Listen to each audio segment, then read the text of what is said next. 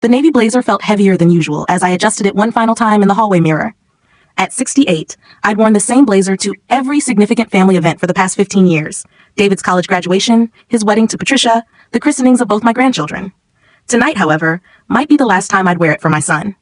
2 months had passed since our devastating argument about Sunset Manor, the luxury assisted living facility. David insisted I needed, not because of any medical necessity, my doctor had confirmed I was in excellent health for my age, but because, as David put it, Dad's life insurance money shouldn't just sit there when you could be getting proper care. Proper care. The phrase still made my blood boil.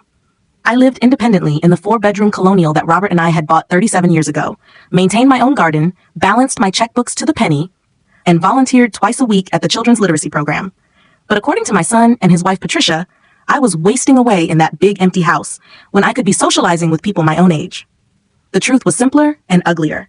Sunset Manor cost $8,000 a month.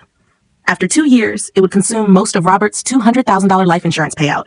The house, worth $400,000 in today's market, would need to be sold to continue covering costs.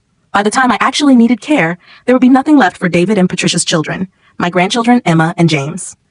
I'd offered a compromise. I would downsize to a smaller home and put the difference in a trust for the children's education. I'd even suggested moving to a senior community, not assisted living, just a neighborhood with people closer to my age. But David had dismissed every alternative with the impatience of a man who'd already made his decision. "Mom, you're being stubborn," he'd said, his voice carrying the condescending tone he'd perfected during his rise to regional manager at Morrison Financial Services. "Patricia and I have done the research. Sunset Manor has excellent reviews, and you'd make friends there. You're too isolated in this house." When I pointed out that I had plenty of friends, that I was active in my community, that isolation wasn't my problem, David had exchanged one of those looks with Patricia, the kind married couples develop when they need to communicate without words. "The decision's already made?" Patricia had announced with the finality of someone accustomed to getting her way. "We've put down a deposit. They have an opening next month, and at your age, you can't afford to wait for another spot to open up." That's when I'd made my own announcement. No. Absolutely not. I would not be moving to Sunset Manor or any other facility until I was medically unable to care for myself. The argument that followed had been swift and brutal. David had accused me of being selfish, of not thinking about what was best for the family. Patricia had suggested that my judgment might be compromised by grief. It had been 3 years since Robert's death, surely long enough to move forward constructively. When I'd stood firm, David had delivered his ultimatum. "Fine, but don't expect us to keep driving over here every time you need something. And don't expect the kids to keep visiting this museum of the past when they could be building memories with their grandmother in a proper community setting." The threat was clear. Choose Sunset Manor or lose access to Emma and James. That was 2 months ago. Since then, my relationship with David's family had consisted of terse text messages and awkward phone calls that ended quickly. I'd missed Emma's school play and James's soccer tournament. When I tried to arrange separate visits with the children, Patricia had informed me that it would be confusing for them until we'd resolved the living situation. So when David called yesterday with an invitation to dinner at Rossetti's, the upscale Italian restaurant where we'd celebrated every family milestone for the past decade, I'd felt a familiar flutter of hope. Perhaps the silence between us had given him perspective. Perhaps becoming responsible for aging parents himself had awakened some understanding of the difference between care and control. "Just the family," he'd said. "Patricia, the kids, you and me. We need to talk, Mom. Really talk this time." Rossetti's held too many good memories for me to refuse. Now, as I applied lipstick with the steady hand of a woman who'd learned to present strength even when feeling vulnerable, I allowed myself cautious optimism. Maybe David had realized that forcing me out of my home wasn't love. It was convenience disguised as concern. Maybe he'd found a middle ground that would let us rebuild our relationship without sacrificing my independence. The drive to Rossetti's took me through downtown Millfield, past the library, where I'd taught Robert to use the computer catalog system 20 years ago, past the community center where we'd taken ballroom dancing lessons, past the park where David had learned to ride his bicycle with more determination than natural ability. Each landmark felt like a page in a story I wasn't ready to finish. Rossetti's looked exactly as I remembered. Warm brick facade, window boxes filled with late autumn chrysanthemums, the soft glow of candles visible through burgundy curtains. I checked my watch, 6 p.m. precisely. David had inherited his father's appreciation for punctuality, one of the few traits that had served him well in both business and family relationships. The hostess, a young woman with genuine warmth in her smile, led me to our usual corner booth where David was already seated with Patricia and the children. At 42, my son had his father's solid build, but had developed the soft edges that came from too many business dinners and too little physical activity. He wore his success comfortably, expensive suit, confident posture, the kind of watch that announced his status to anyone who cared to notice.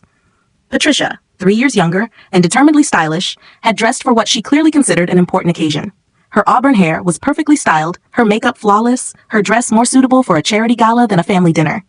At 39, she'd mastered the art of looking simultaneously warm and formidable, a skill that had served her well in her career as a pharmaceutical sales representative. But it was Emma and James who made my heart sing. At 12 and 9 respectively, they still possessed the unconscious grace of children who'd been genuinely loved. Emma had inherited my mother's delicate features and Robert's thoughtful eyes. James was pure mischief contained in a small body, with David's stubborn chin and Patricia's quick wit. "Grandma?" Emma jumped up to hug me, and for a moment, I felt the familiar surge of grandmotherly love that had defined my relationship with these children since their births. "You look beautiful, sweetheart," I said, meaning it. "How's 7th grade treating you?" "Better now that I finished my history project on the Great Depression. James helped me interview you last month, remember?" I did remember. We'd spent an afternoon going through old photographs and talking about resilience, about how people had survived difficult times by supporting each other rather than abandoning their responsibilities. It had been one of our last good conversations before the Sunset Manor crisis had consumed everything. "Grandma, guess what?" James bounced in his seat with barely contained excitement. "I scored 2 goals in Saturday's game. Dad said he'd tell you, but he forgot." "He's becoming quite the athlete," David said, settling back into his seat with the satisfied expression of a father watching his genes express themselves successfully in the next generation.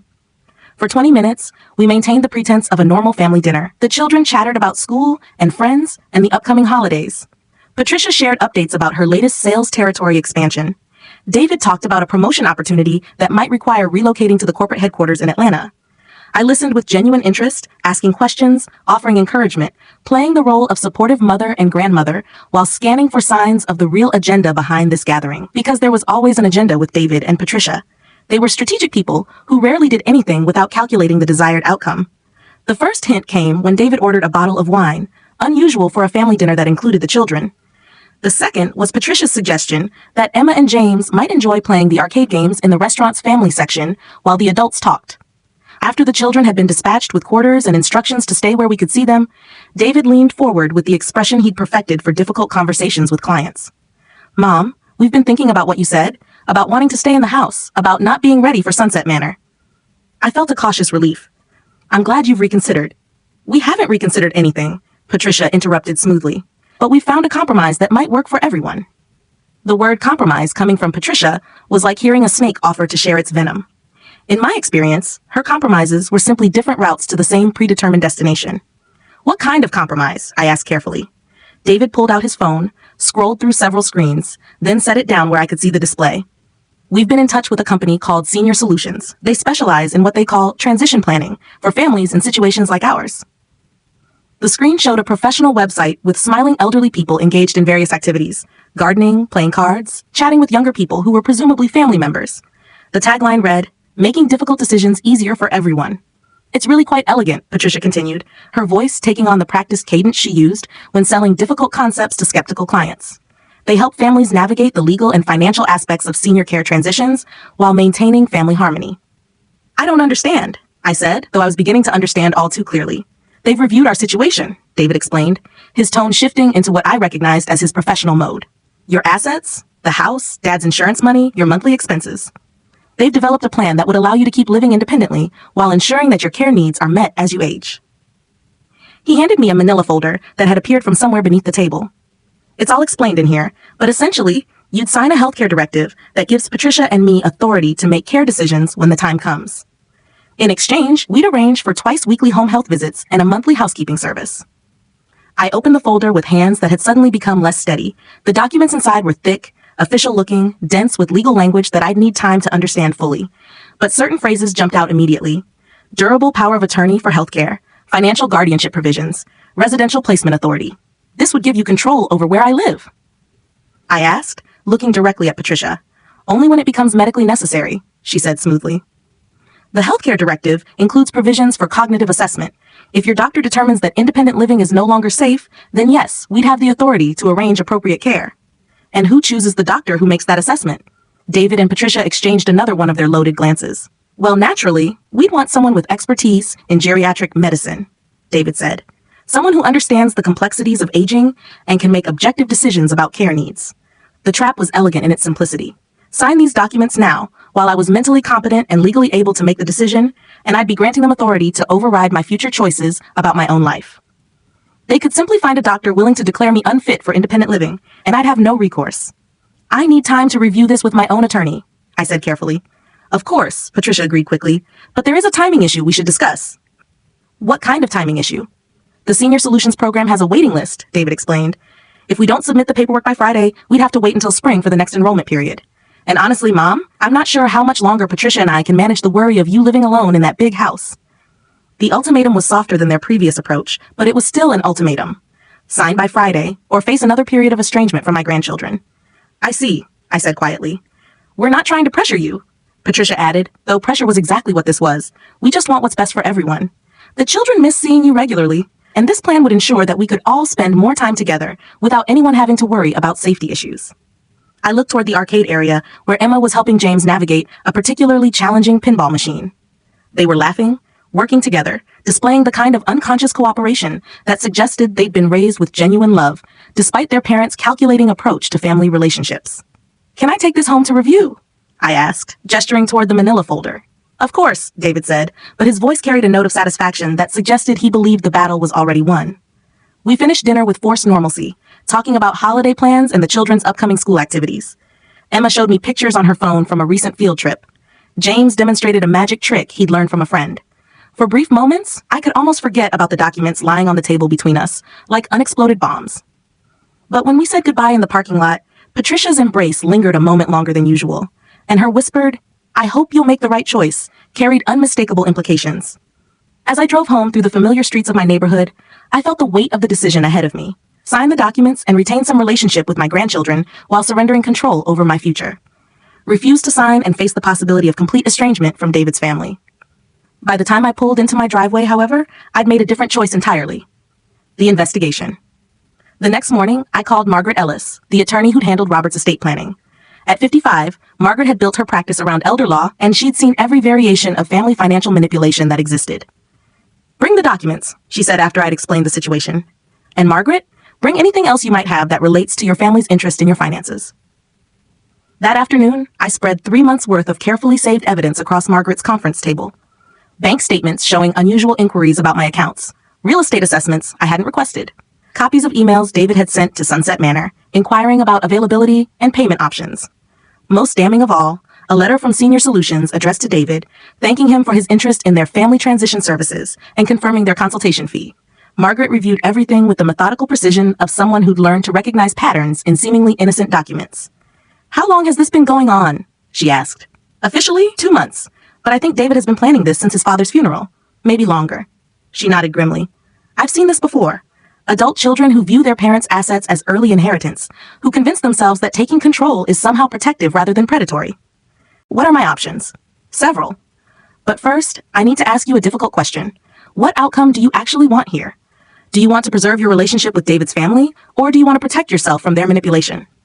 It was the question I'd been avoiding since dinner at Rossetti's, because the truth was, I wanted both. I wanted my son to return to being the thoughtful, caring person I'd raised. I wanted Patricia to see me as a person rather than a problem to be managed.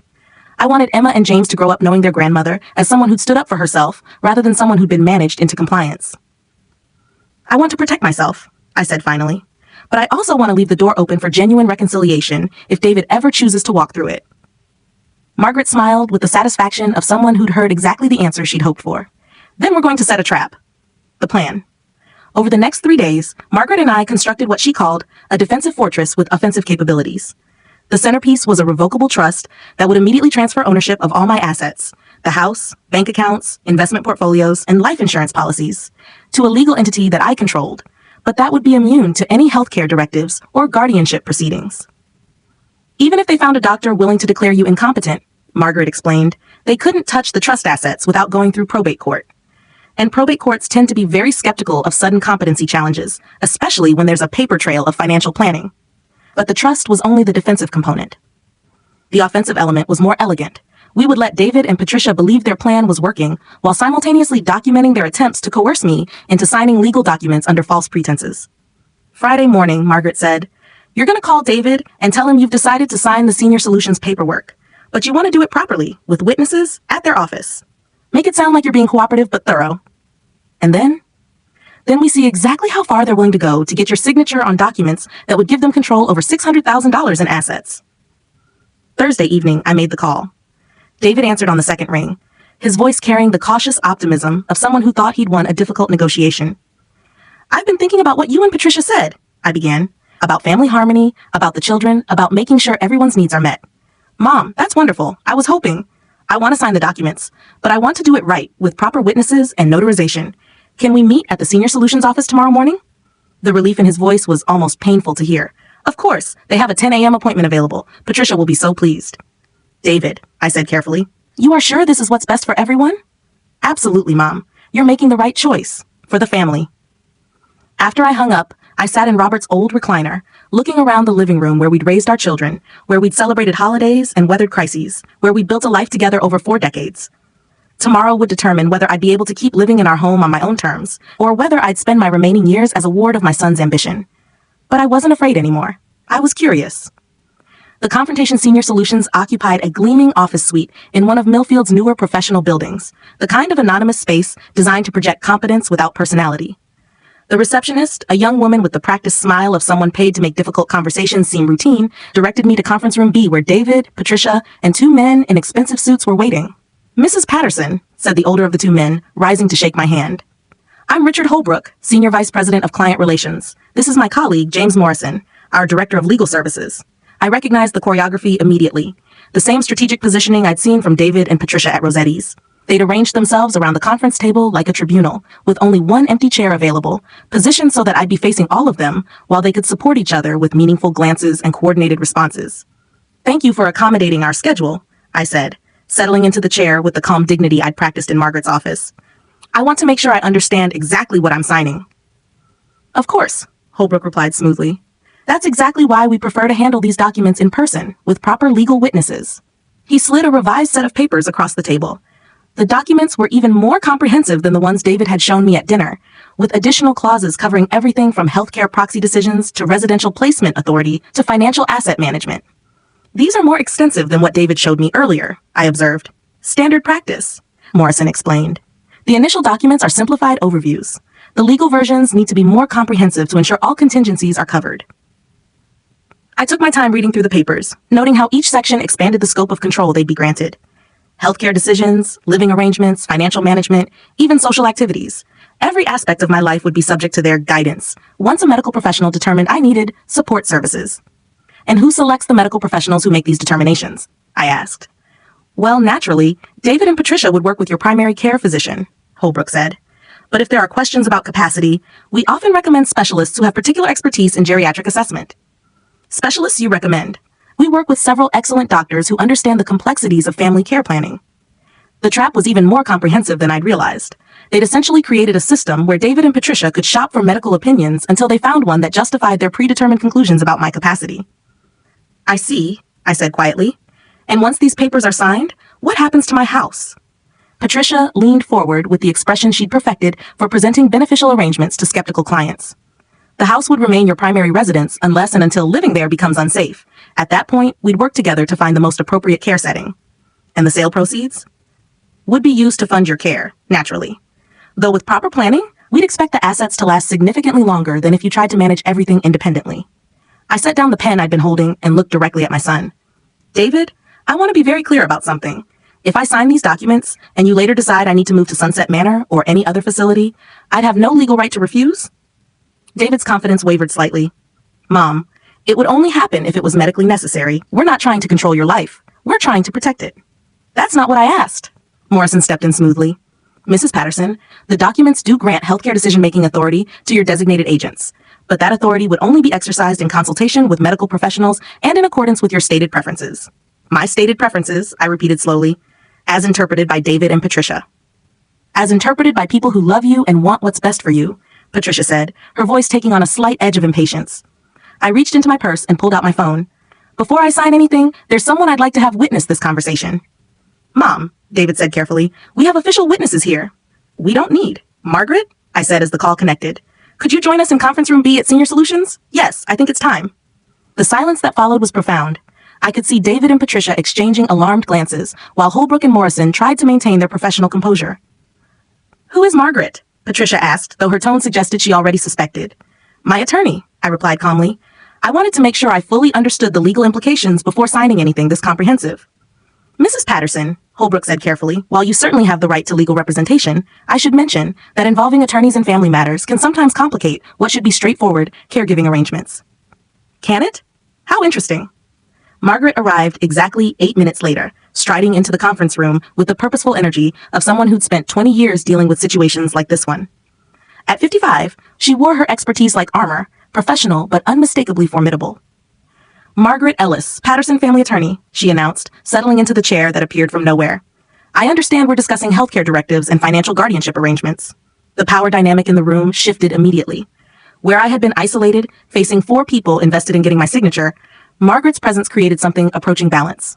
Miss Ellis, Morrison said cautiously, we were just reviewing standard elder care planning documents with Mrs. Patterson. Routine family protection arrangements. How thoughtful, Margaret replied, extending her hand for the documents. She reviewed them with the same methodical precision she'd used in her office, but I could see her eyebrows rising slightly as she processed the full scope of control they would grant. Quite comprehensive, she said finally. Mrs. Patterson, you understand that signing these documents would essentially transfer all decision-making authority over your healthcare, living arrangements, and financial affairs to David and Patricia? That's not accurate, Patricia objected. The documents provide for collaborative decision-making with appropriate medical consultation. Margaret's smile was razor-sharp. Miss Patterson, I've been practicing elder law for 20 years. These documents would give you authority to place your mother-in-law in any care facility you deemed appropriate, sell her house without her consent, and manage her financial assets with minimal oversight. The medical consultation requirements are largely ceremonial. Now wait just a minute, David began, but Margaret held up her hand. David, let me ask you something.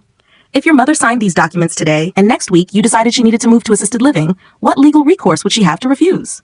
It wouldn't happen that way, he said defensively. We'd only consider residential placement if Mom's doctor recommended it. Which doctor? Her primary care physician, obviously. Dr. Susan Chen, who's known your mother for 15 years and has consistently documented her excellent health and mental acuity. David's silence was answer enough. Margaret turned to Holbrook and Morrison. Gentlemen, I'm curious about Senior Solutions' fee structure for these family transition services. Our fees are clearly outlined in the service agreement, Holbrook replied stiffly, which charges David and Patricia $15,000 upfront, plus 10% of all assets under management, plus monthly care coordination fees. Is that correct? The numbers hung in the air like smoke. I felt something cold settle in my chest as I realized the full scope of what I'd been facing. This wasn't just about Sunset Manor or even control over my living arrangements. This was about $600,000 in assets and the ongoing management fees they generate. Mrs. Patterson, I said quietly, before we continue, I'd like David and Patricia to explain exactly how long they've been planning this intervention. Patricia's polished composure finally cracked. We haven't been planning an intervention. We've been trying to help you make appropriate decisions about your future. With Senior Solutions. For how long? David looked to Holbrook for support, but the professional facade was crumbling rapidly. Mom, we've been worried about you living alone for months. When Dad died, we should have addressed these issues then, but we thought you needed time to grieve. And the consultations with Senior Solutions? The fee agreements? The medical assessments you've been researching? Margaret reached into her briefcase and pulled out a manila folder of her own. David, Patricia, perhaps you'd like to explain these documents to your mother. She spread the papers across the conference table with the precision of someone dealing cards. Bank inquiry letters, real estate assessments, email correspondence with Sunset Manor, care facility comparison charts, medical consultation agreements with doctors I'd never met. Most damaging of all, a detailed timeline showing how they'd planned to establish grounds for questioning my competency, secure healthcare authority, and liquidate my assets to fund care I didn't need while generating substantial fees for Senior Solutions. How did you get these? Patricia demanded. Your mother hired me 3 days ago to investigate whether her son was attempting to defraud her of $600,000, Margaret replied calmly. Turns out she was being conservative in her estimate. The silence that followed was absolute. David stared at the evidence of his own planning as if he couldn't understand how his private correspondence had become public record. Patricia calculated frantically, trying to find an angle that would salvage their position. Holbrook and Morrison exchanged glances that suggested they were already planning their exit strategy. This looks terrible, David said finally, but you're misunderstanding our intentions. Am I? I asked quietly. Then explain this to me. If you were truly concerned about my welfare, why didn't you discuss your concerns with Dr. Chen? Why didn't you ask me directly about my care preferences? Why didn't you offer to help me find resources that would let me continue living independently? We did offer alternatives, Patricia protested. We suggested Sunset Manor. We talked about downsizing. You gave me ultimatums, I corrected. And when I refused to comply, you developed a systematic plan to remove my legal right to make my own decisions. Margaret stood up, gathering her papers with the efficient motions of someone who'd accomplished exactly what she'd come to do. Gentlemen, I think this meeting is concluded. Mrs. Patterson will not be signing any documents today. Now wait, Holbrook began, but Margaret's voice cut through his objection like a blade. Mr. Holbrook, I'm going to give you some free legal advice. Elder financial abuse is a federal crime. Conspiracy to commit elder financial abuse is also a federal crime. If I were you, I'd be very careful about any continued involvement in this family's affairs. As we prepared to leave, I turned back to my son one last time. David, I want you to know that I understand you may have convinced yourself this was somehow for my benefit. But what you've planned here isn't caregiving. It's theft with a care plan attached. Mom, please, he said, and for a moment I heard echoes of the boy who'd once run to me for comfort when he was hurt or frightened. We can work this out. We don't have to involve lawyers and threats. We're family. Yes, I agreed sadly. We are family, which is why this hurts so much. The aftermath. 3 weeks later, I stood in my kitchen making coffee for two, watching the morning sun paint familiar patterns across the tile floor. Robert and I had installed 20 years ago when we'd renovated after David left for college. The house felt different now, not empty, but purposeful. There was a distinction I was only beginning to understand. The doorbell rang at exactly 9 a.m. Margaret had become almost religiously punctual since we'd started our weekly check-ins, a precaution she'd recommended after the confrontation at Senior Solutions. How are you sleeping? She asked, settling into what had become her chair at my kitchen table. Better than I have in months, I admitted, pouring coffee into mugs we'd selected together during a shopping trip that was part therapeutic excursion, part security planning. It's amazing how much energy you save when you're not constantly defending your right to exist independently. Margaret nodded with the satisfaction of someone who'd guided numerous clients through similar family crises. Any contact from David or Patricia? Text messages. Very carefully worded text messages asking about my health and suggesting we should work together to repair family relationships. Translation, they're still hoping you'll voluntarily grant them some level of control over your assets. The analysis was probably accurate. In the weeks since Senior Solutions, David and Patricia had made several indirect approaches, messages through mutual friends, birthday cards with handwritten notes about family unity, carefully orchestrated encounters at places they knew I frequented. Each contact carried the subtle suggestion that reconciliation was possible if I was willing to be reasonable about certain practical arrangements. What about Emma and James? Margaret asked. This was the harder question, the one that still caused a physical ache in my chest when I considered it fully. Nothing direct, but David sent photos from Emma's school science fair and James's basketball tournament. The message is clear: sign legal documents or miss your grandchildren's childhoods. How does that make you feel? Angry? Sad? Determined? I set down my coffee cup carefully, but also clearer about who David actually is versus who I hoped he was. It was true. The past month had forced me to confront the reality that my son had become someone who saw family relationships as transactions, who measured love by financial concessions, who was willing to isolate his own children from their grandmother, rather than accept that his mother had legal rights to her own money. Margaret reached into her briefcase and pulled out a legal document that had arrived the previous day. Speaking of David's character, you should know that Senior Solutions has filed a complaint with the State Attorney General's office. Against us? Against David and Patricia. Apparently, our investigation uncovered some irregularities in how they present their services to families. The Attorney General is very interested in businesses that profit from pressuring elderly people into signing away their legal rights. I absorbed this information with the complicated emotions that had become familiar since the confrontation. Part of me felt vindicated that authorities were taking David's behavior seriously. Part of me grieved that my son's choices had led to potential criminal investigation. There's something else, Margaret continued. I've been contacted by 3 other families whose adult children use Senior Solutions for similar interventions. Would you be willing to speak with them about your experience?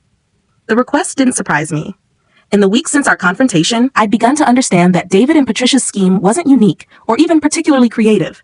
There was apparently an entire industry devoted to helping adult children gain control over their parents' assets under the guise of care planning. I'll help however I can, I said. But I want to be clear about something. I'm not interested in destroying David professionally or personally. I just want to protect other people from going through what I experienced. That's exactly the right attitude, Margaret said. And it's probably the best path forward for any potential reconciliation with your family. After Margaret left, I walked through my house slowly, looking at it with the eyes of someone who'd almost lost it. The living room where Robert and I had hosted dinner parties and family gatherings. The kitchen where I taught David to make pancakes and helped Emma with her first baking project. The garden where 4 generations of our family had planted flowers and vegetables and hope. All of it had been nearly lost to Senior Solutions and my son's conviction that managing my life was more important than respecting my choices. But I'd protected it. More importantly, I protected my right to make my own decisions about how to spend whatever years I had left. The phone rang, startling me from my contemplation. The caller ID showed a number I didn't recognize, but the voice was familiar. Grandma Lois, it's Emma. My heart stopped. Emma, sweetheart, how are you? I'm okay. I'm at school, actually. I wanted to call you because Dad said you've been sick, and that's why we can't visit anymore. But James heard him and Mom talking, and they said you weren't really sick. You were just being difficult about money stuff.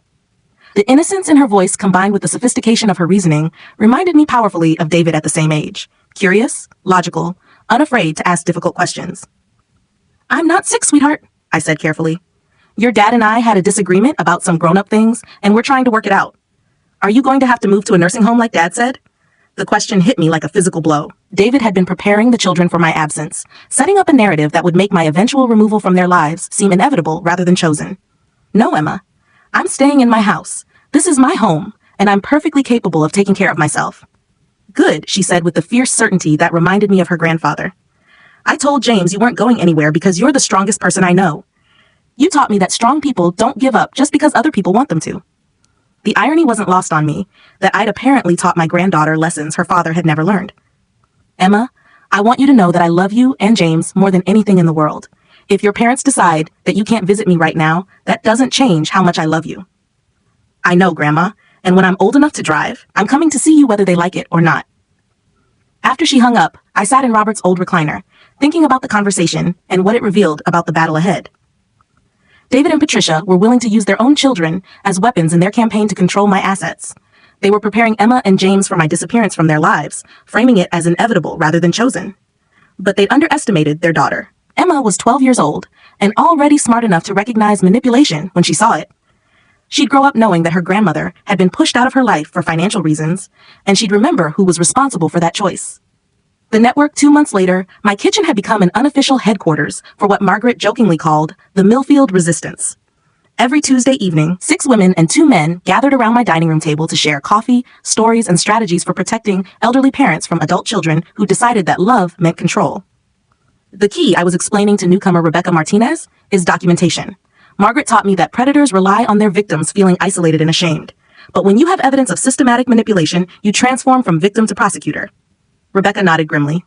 At 47, she was younger than most of our group, but her 73-year-old mother had been targeted by Rebecca's own brother in a scheme that made David's senior solutions plan look almost innocent. How do you handle the guilt? She asked. The feeling that you're somehow betraying your family by protecting your parent? It was the question that came up at every meeting, the emotional core of what made these cases so devastating. Unlike fraud perpetrated by strangers, financial elder abuse by family members carried an additional burden of grief and self-doubt. You have to remember, said Dorothy Chen, a 71-year-old retired teacher whose daughter had tried to pressure her into signing over her house, that protecting yourself from exploitation isn't betrayal. It's self-preservation. And sometimes, added Frank Williams, whose son had attempted to gain guardianship by claiming Frank was mentally incompetent, the greatest gift you can give your family is the example of someone who refuses to be victimized.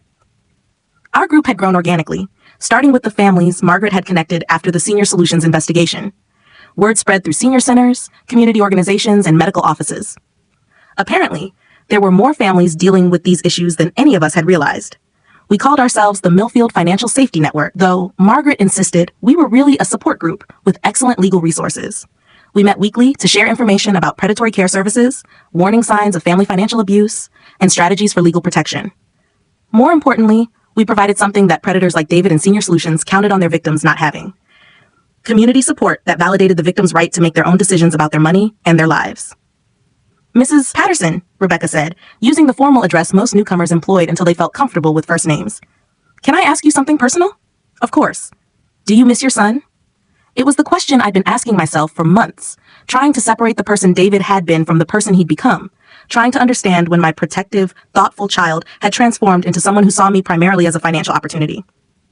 I miss who he used to be, I said finally. I miss the boy who brought me flowers for Mother's Day that he'd picked from our neighbor's garden without permission. I miss the teenager who called me from college every Sunday, even when he had nothing particular to say. I miss the young man who cried at his father's funeral and told me he didn't know how to be strong enough for both of us. What happened to that person? I think he's still there somewhere, but he's been buried under years of Patricia's influence, career pressures, and the gradual erosion that comes from measuring everything in terms of financial advantage. It was true. Looking back, I could trace David's transformation through specific moments. His marriage to Patricia, whose family had taught her that love was demonstrated through expensive gestures rather than daily kindness. his promotion to regional manager, which had introduced him to colleagues who viewed elderly parents as portfolio risks rather than people deserving respect. His gradual adoption of the language of asset management and care optimization when discussing his own mother. "Do you think he'll ever change back?" Rebecca asked. "I don't know," I admitted. "But I've learned that I can't base my decisions on who I hope he might become someday. I have to protect myself from who he actually is right now." Dorothy reached across the table to squeeze my hand. At 71, she'd survived her own daughter's attempt to gain control of her finances and had emerged with hard-won wisdom about family manipulation. "The hardest lesson," she said, "is learning that some relationships can only be preserved by keeping them at a safe distance."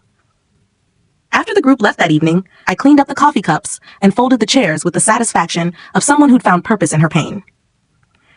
The network had helped 12 families avoid financial exploitation, connected 15 people with appropriate legal resources, and provided emotional support for dozens of elderly people who'd been isolated by their family's manipulation. It wasn't the retirement I'd planned, but it was meaningful work that grew directly from my own experience with David and Senior Solutions. More importantly, it had shown me that I wasn't alone. The particular cruelty of family financial abuse, the way it combined theft with emotional manipulation, the way it isolated victims by exploiting their love for their children and grandchildren, was more common than I'd ever imagined. But so was the capacity for recovery, for building new communities, for transforming victimization into advocacy. The reconciliation attempt spring arrived early that year, filling my garden with the daffodils Robert and I had planted 20 years ago, and the tulips Emma and James had helped me plant 2 years ago, before the crisis with David had consumed everything. I was working in the flower beds, enjoying the simple pleasure of preparing for another growing season, when a familiar car pulled into my driveway. David stepped out slowly, looking older than his 42 years. The confidence that had characterized his approach to Senior Solutions had been replaced by something approaching uncertainty. He wore casual clothes, jeans, and a polo shirt rather than his usual business attire, which I recognized as a calculated signal that this was a personal rather than professional visit. "Hello, Mom," he said carefully, staying near his car as if he might need to make a quick escape. "David?" I continued working with the soil around the daffodils, not out of rudeness, but because gardening helped me stay calm during difficult conversations. "The flowers look good. Dad would have been proud of how you've maintained his garden." It was a careful opening, an attempt to establish common ground by invoking Robert's memory. David had always been strategic in his communications, but there was something different in his approach now. Less certainty, more genuine emotion. "What brings you by?" I asked, though I suspected I already knew. I wanted to apologize. The words came out in a rush, as if he'd been practicing them, but still found them difficult to say. Not for caring about your welfare, but for the way Patricia and I went about expressing our concerns. I sat back on my heels, studying my son's face for signs of genuine remorse versus calculated manipulation. After months of analyzing his behavior through the lens of financial exploitation, I'd become skilled at recognizing the difference between authentic emotion and performed sincerity. "What specifically are you apologizing for?" I asked. David shifted uncomfortably, clearly hoping for a more general acceptance of his apology rather than a detailed accounting of his actions. "For making you feel like we were trying to control your life rather than help you," he said finally. "For involving outside parties without discussing it with you first. For not listening when you said you weren't ready for assisted living." It was a carefully constructed non-apology that acknowledged my feelings while avoiding responsibility for the systematic campaign he and Patricia had conducted to gain legal control over my assets. "David," I said gently, "you didn't make me feel like you were trying to control my life. You actually tried to control my life. There's a difference." "Mom, I know it looked bad, but you have to understand that Patricia and I were genuinely worried about your safety. Living alone in this big house, managing all these financial decisions by yourself, we thought we were helping. By hiring Senior Solutions to develop a plan for declaring me mentally incompetent?" His face flushed with the particular embarrassment that comes from having your own words used against you. "That's not what we intended.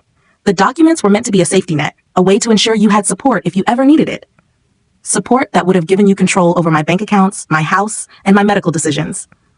Only if it became necessary," he protested, but his voice lacked conviction.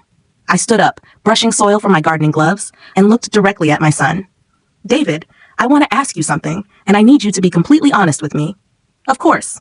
If I had signed those documents, how long would it have been before you decided I needed to move to Sunset Manor?"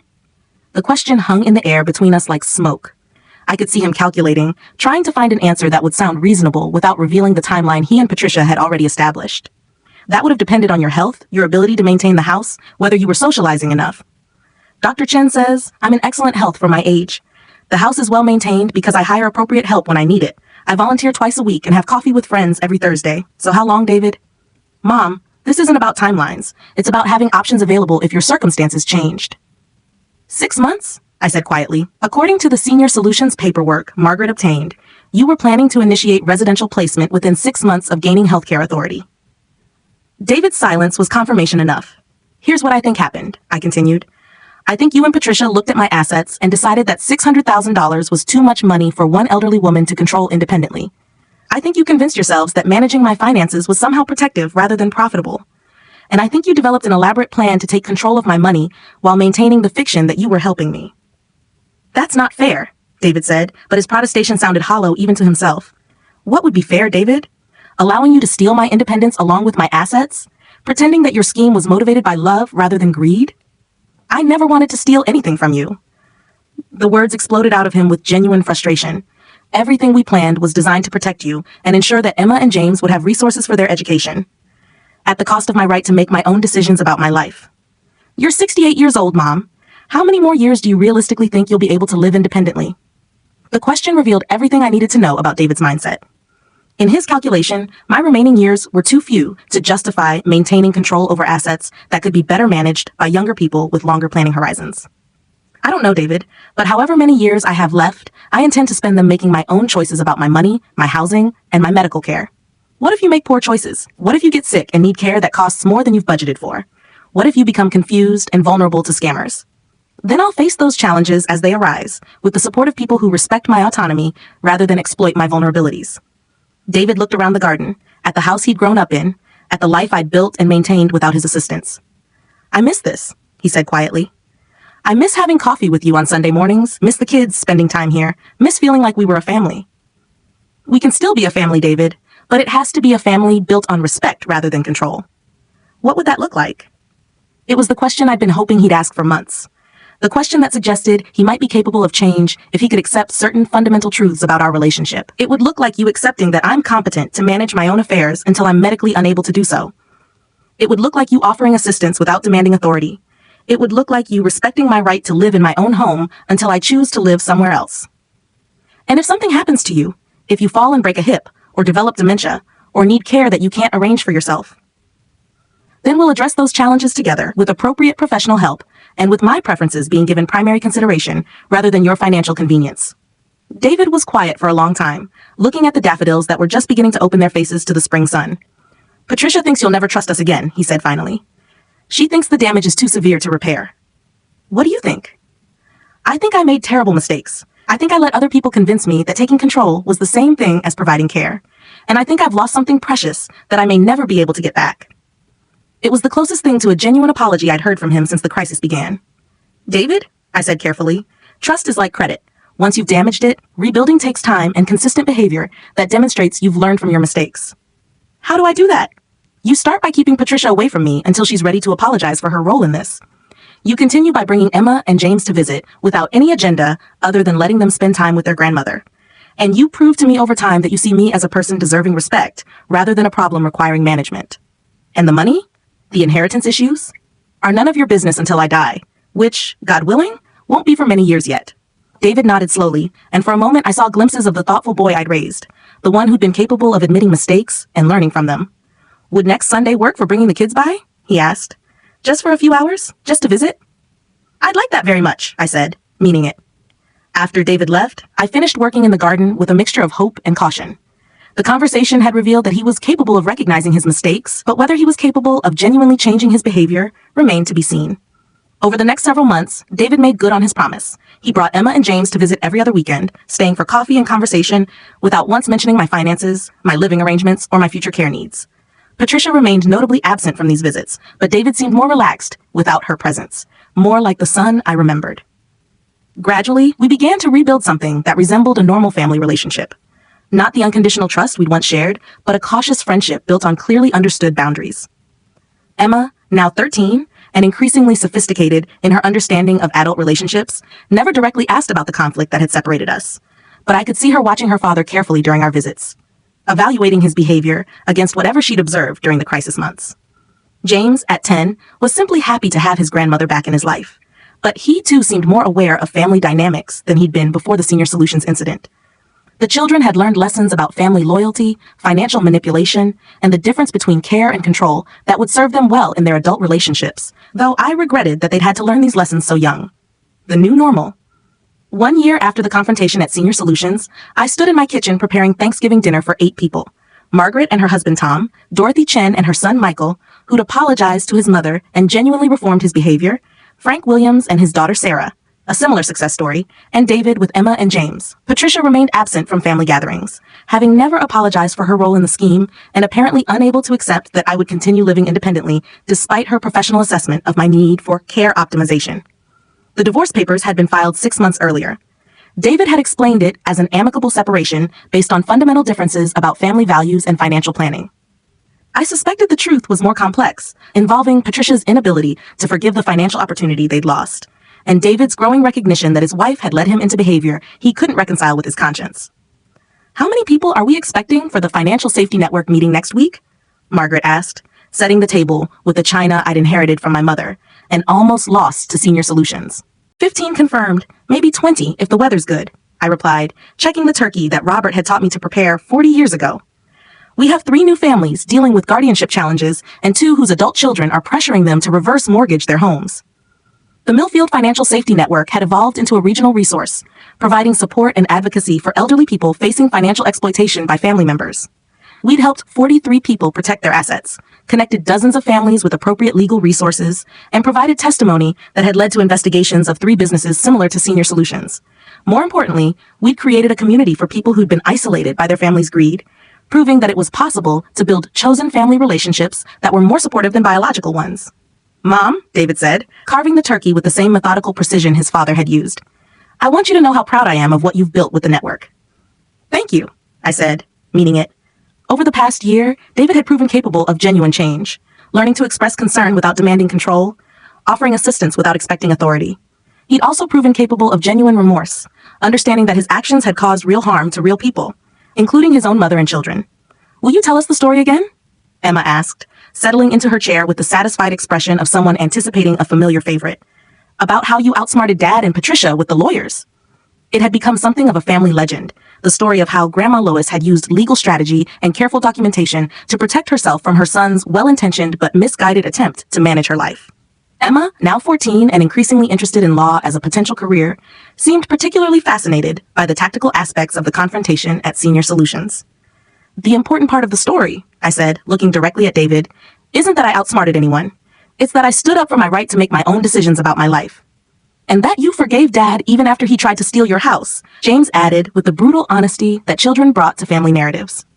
"I didn't try to steal her house," David protested mildly, but without the defensiveness that characterized his responses to these conversations earlier in our reconciliation process.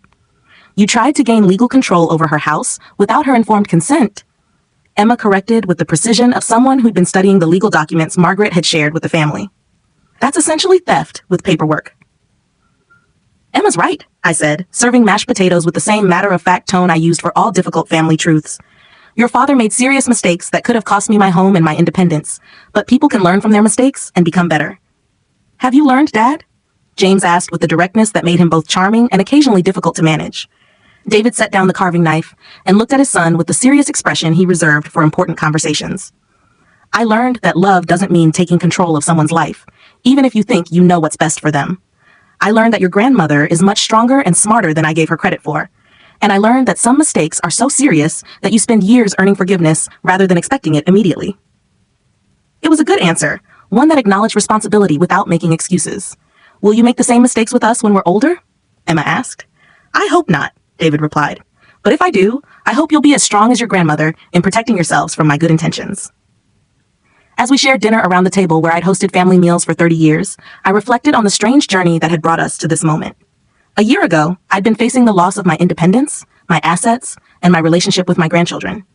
Today, I was surrounded by chosen family and reconciled biological family, hosting a meal in a house I'd nearly lost, celebrating relationships that had been strengthened rather than destroyed by crisis. The confrontation with Senior Solutions had taught me that I was capable of protecting myself from people who claimed to love me while treating me as a resource to be managed. The year of rebuilding had taught me that genuine love looked like respect, support without control, and the patience to rebuild trust gradually rather than demanding immediate forgiveness. Most importantly, I'd learned that growing older didn't mean surrendering agency. It meant using accumulated wisdom to make better decisions about whom to trust, how to protect what mattered, and when to fight for what was right. Epilogue. 5 years later. The wedding dress was ivory silk, Simple and elegant, exactly what I'd imagined when Emma had been a little girl playing dress-up in my bedroom. At 19, she was radiant with the particular joy that comes from marrying someone who genuinely cherishes you rather than someone who sees you as a stepping stone to other goals. "You look perfect, sweetheart," I said, adjusting her veil in the church dressing room where 3 generations of women were preparing for the ceremony. "I'm nervous," Emma admitted. "Not about marrying Ryan. I'm sure about that. But about all the people, all the attention." "Your grandfather used to say that wedding nerves were just excitement wearing a disguise," I told her, repeating advice Robert had given me on our own wedding day 45 years ago.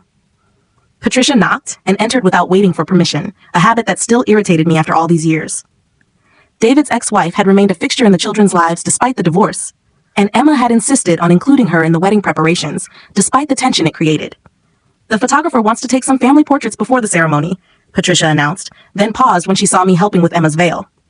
"Oh, I didn't realize you'd be in the formal photos." It was a small cruelty disguised as logistical consideration, the kind of subtle exclusion Patricia had mastered over the years. Despite the divorce and David's reformed behavior, she'd never forgiven me for protecting my assets from their scheme, never accepted that I'd continued living independently for 5 years after they'd predicted I'd need institutional care. "Patricia," Emma said with the calm authority she'd inherited from both her grandfathers, "Grandma Lois's family. She'll be in all the family photos." "Of course," Patricia replied smoothly, but her smile didn't reach her eyes. The ceremony was beautiful, held in the same church where David and Patricia had married 22 years earlier, where Robert and I had celebrated our 40th wedding anniversary, where we'd said goodbye to Robert 3 years ago when his heart finally gave out after a battle with emphysema.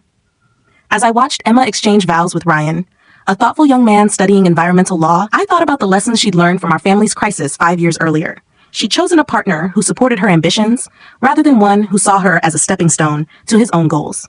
She'd insisted on a prenuptial agreement that protected assets she'd inherited from her great-grandmother. Most importantly, she demonstrated an understanding of the difference between love and control that would serve her well in marriage. During the reception, held in the community center where the Millfield Financial Safety Network still met weekly, David approached me with the careful expression he wore when he wanted to discuss something important. "Mom, I wanted to thank you," he said, settling into the chair beside mine at the head table. "For what?" "For teaching Emma and James how to stand up for themselves. For showing them that love doesn't mean surrendering your independence. For proving that it's possible to forgive someone without forgetting what they're capable of." "You've changed, David. You've become the man I hoped you could be when you were young." "I had a good example," he said, raising his glass in a small toast. "To the strongest woman I know, who taught her family that integrity matters more than inheritance." As the evening continued, I danced with James, now 15 and already taller than his father, listened to Emma's college friends discuss their post-graduation plans, and caught up with Margaret, who'd become more friend than attorney over the years since Senior Solutions. "Any regrets?" Margaret asked as we watched Emma and Ryan cut their cake. "About protecting myself from David's scheme? Never." "About the 5 years of limited relationship while he learned to treat you with respect?" I considered the question, looking around the reception at the family I'd preserved and the chosen family I'd created through the financial safety network. "No," I said finally. "Those 5 years taught all of us valuable lessons about the difference between care and control, between love and manipulation, between protecting someone and respecting their autonomy." "What's next for you?" Margaret asked. "Any plans for retirement from advocacy work?" I laughed, gesturing toward the 3 women who'd approached me earlier with questions about adult children pressuring them to sell their homes and move to assisted living. "I'll retire from advocacy work when families stop trying to steal from their elderly parents," I said. "Which means I'll probably be doing this work until I'm too old to remember why it matters." As the reception wound down, and I prepared to drive home to the house I'd nearly lost 5 years earlier, Emma approached with the radiant smile of a woman who'd just married her best friend. "Grandma, Ryan and I want you to know that when we have children, we're going to make sure they know the story of how you protected yourself from people who claimed to love you, but treated you like a problem to be managed." "That's a good lesson for children to learn," I agreed, "but I hope they'll never need to use it." "If they do," Emma said, hugging me with the fierce affection that had sustained our relationship through the crisis with her parents, "I hope they'll be as strong as their great-grandmother." Driving home through the familiar streets of Millfield, I thought about the strange journey that had brought me to this moment. 5 years ago, I'd been facing the loss of my independence, my assets, and my relationship with my grandchildren. Tonight, I was returning home from Emma's wedding to the house I'd saved, surrounded by love I'd earned, rather than love I'd bought with financial compliance.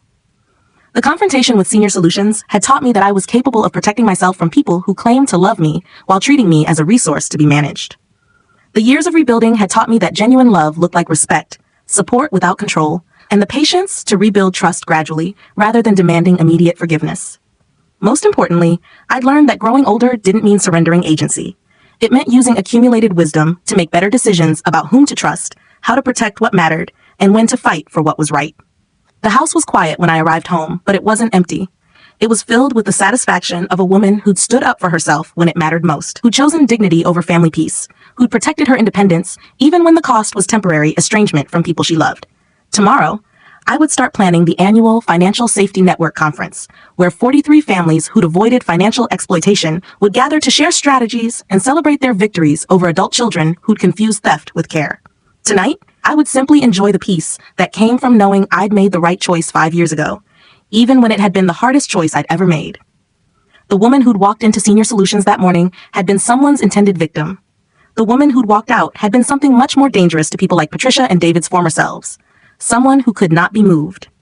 And at 73, living independently in the home I'd shared with Robert for 40 years. Surrounded by chosen family who respected my autonomy and biological family who'd learned to love me without trying to control me. I was still someone who could not be moved.